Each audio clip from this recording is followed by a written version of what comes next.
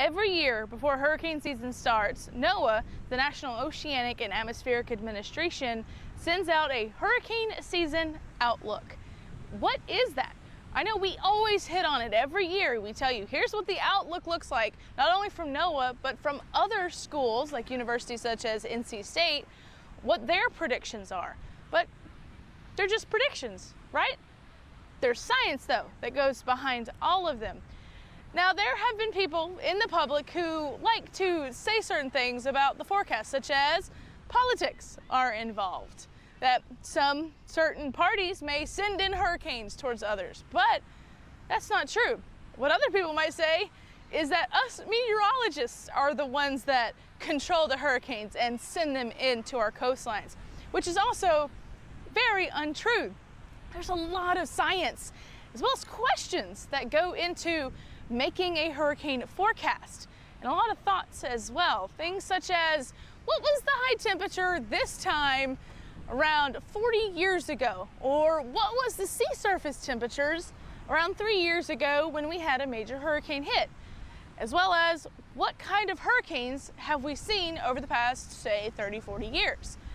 While those might be a long time out, we can get information that's much needed for now from the past. That's how we make our predictions. We see what happened and what might happen afterwards.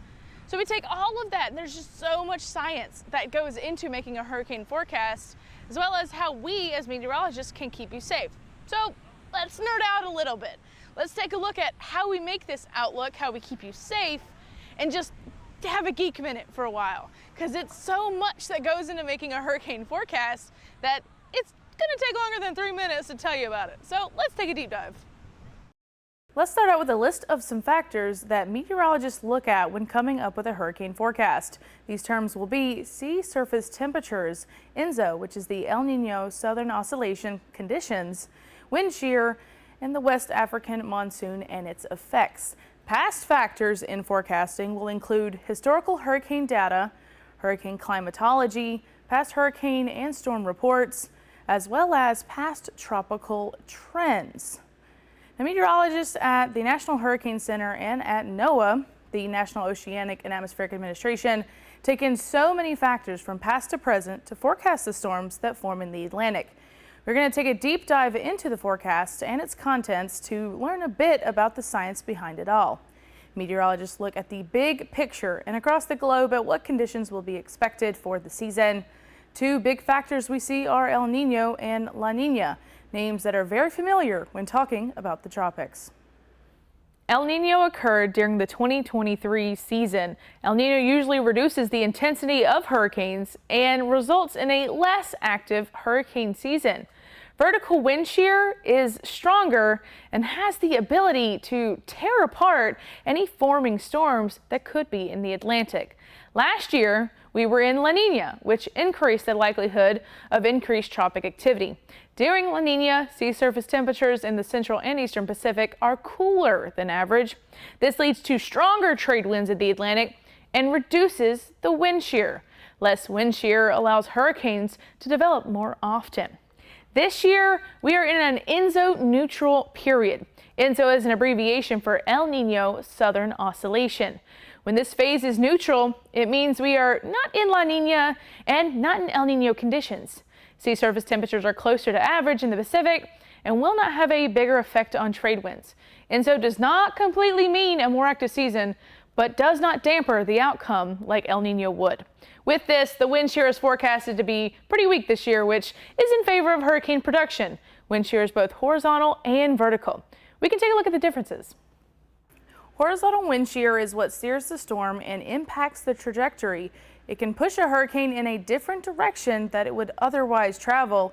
It can weaken or tear apart the circulation of a hurricane, push the storm to warmer or cooler seas, and it affects the strengthening of that storm. The warmer the water, the stronger the storm.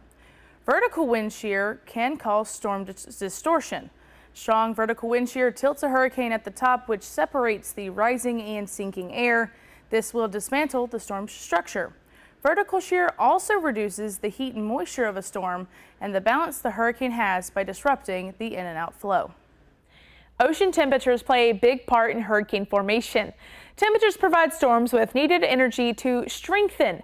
This year, we're expecting above average ocean temperatures. So how does the temperature of a big body of water affect a storm? Well, this warm seawater is a big energy source to fuel a hurricane. Rises, condenses, and releases heat. The warmer the water, the faster a storm can intensify. The minimum temperature required for formation is around 80 degrees Fahrenheit. Climate change also affects the water temperature, which can contribute to the strength of the storm. Lastly is moisture. Warm ocean temperatures increase the amount of moisture in the atmosphere, and this potentially leads to heavier rainfall and flooding when hurricanes make landfall. Another big factor into the creation of a hurricane outlook is the activity from the West African monsoon. It is part of a significant formation of hurricanes in the Atlantic. What exactly is the West African monsoon? This is not a term that a lot of people have heard of, but holds a big place in making a hurricane forecast. So what is it and what does it do? Well, the West African monsoon is a seasonal wind reversal that transports moisture and warm air from the Atlantic and into West Africa. You have waves that go into the storms as well, and not all tropical waves become hurricanes, but many of the strongest hurricanes form from them. Also, a specific atmosphere is needed, including warm ocean water, weak wind shear, and relatively dry environment for a storm to form and form a tropical wave. There's a strong correlation between a particularly high hurricane season and the active West African monsoon. This year, we're expecting the correlation to occur, and lots of tropical waves can occur in this timeline, and will. Specifically, this season will feature the West African monsoon to shift northward, providing better breeding grounds for stronger hurricanes. Meteorologists look at not only current conditions and patterns, but focus on the past as well. We look at historical hurricane data, the climatology, past storms and hurricane reports on land, and the past tropical trends. And like I said, so much time and research goes into a single forecast. Meteorologists look at the historical data of past hurricanes. Historical data from past hurricane seasons helps to improve all types of models used in the future. These models will then be used to accurately predict future storms. We also look at long-term climate studies to understand long-term trends for each hurricane season. Historical data is essential for understanding the impacts and effects to climate change after a hurricane or storm. Now, the Atlantic and Pacific hurricane seasons have a specific start and end dates, with peak activity occurring in late August and early September. We look at the hurricane climatology to help predict, and meteorologists also analyze past hurricane tracks, intensities, and conditions around them. This helps in identifying trends during each month or season. Understanding what past storms did, their tracks, and timeline are all important. This helps with predicting if a different storm may take the same path or follow the same timeline. NOAA has mentioned that they have improved their hurricane analysis and forecasts for the 2025 season. They will continue to improve forecast communications, support, and storm recovery efforts this year. With taking the past histories, NOAA can accurately improve many factors in their hurricane outlooks and forecasts. The National Hurricane Center and the Central Pacific Hurricane Center will be able to provide tropical cyclone advisories up to 72 hours in advance before a storm's arrival, thanks to upgrades in the forecasting system. This is, again, thanks to the researching past data and also looking at current conditions. The hurricane analysis and forecast system will undergo an upgrade that is expected to result in a 5% improvement to the tracking and intensity forecasts, according to NOAA.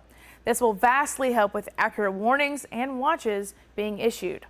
The National Hurricane Center and the Central Pacific Hurricane Center will be able to provide tropical cyclone advisories up to 72 hours in advance before a storm's arrival, thanks to upgrades in the forecasting system. This is, again, thanks to researching past data as well as looking at current conditions. Now, there is a lot that goes into a single forecast, as you saw, but we look at 3 different forecasts to help us figure out what our season may look like for the Atlantic Ocean. Let's take a look at 3 of those, which are NOAA, NC State, and Colorado State. We're first going to look at NOAA, and NOAA says we might get 13 to 19 named storms, with about 6 to 10 of those becoming hurricanes, but only 3 to 5 becoming major hurricanes. Colorado State says we'll get 17 storms to be named, and around 9 of those will become hurricanes, while only 4 might be major hurricanes. And then we have NC State, where they say 12 to 15 named storms, 6 to 8 hurricanes, and maybe 2 to 3 major hurricanes. So again, a lot goes into making a forecast, and you want to look at multiple sources to make sure that you are staying safe. So again, lots go into this. But what you can do to stay safe is prepare. Because one hurricane, if you're not prepared for it, no matter if it's Category 1 or even a tropical storm, it could be life or death for some people. So why don't we go and get prepared from our local hardware store and get some supplies that you might need. Come with me. Well, there's plenty of things that you can grab from your local hardware store to help you get ready for hurricane season. You want to make sure that you get everything that your family needs in specifics, like first aid kits. They're very essential, especially for larger families. Gas cans, because you may not be able to go buy gas for your cars. Let's take this all back to the station. All right, now that you have some things you need, let's go over just a brief hurricane plan for the future. You want to sit down with your family members, close and immediate, and form a plan. And a lot of the plan will have some of these with it. Write or print it out so everyone is on the same page about what to do and where to go if a hurricane or tropical storm is imminent. Have at least 3 to 4 days worth of necessities. These include water, non-perishable foods, clothes, and personal items. Have important documents together in a safe space. These include your social security card and birth certificate. Review your area's evacuation plan, have the necessary electronics charged, have extra batteries on hand, flashlights and power banks, and of course, you want to have a NOAA weather radio. It might be a little pricey, but it's worth it. And also consider maybe getting some flood insurance for your home. In all, when thinking about each hurricane season, remember all the factors that go into forecasting, how much work meteorologists put into these outlooks and forecasts. These keep you safe, alive, and weather aware. Your local meteorologists work hard to keep you protected and informed as well. They are just as important.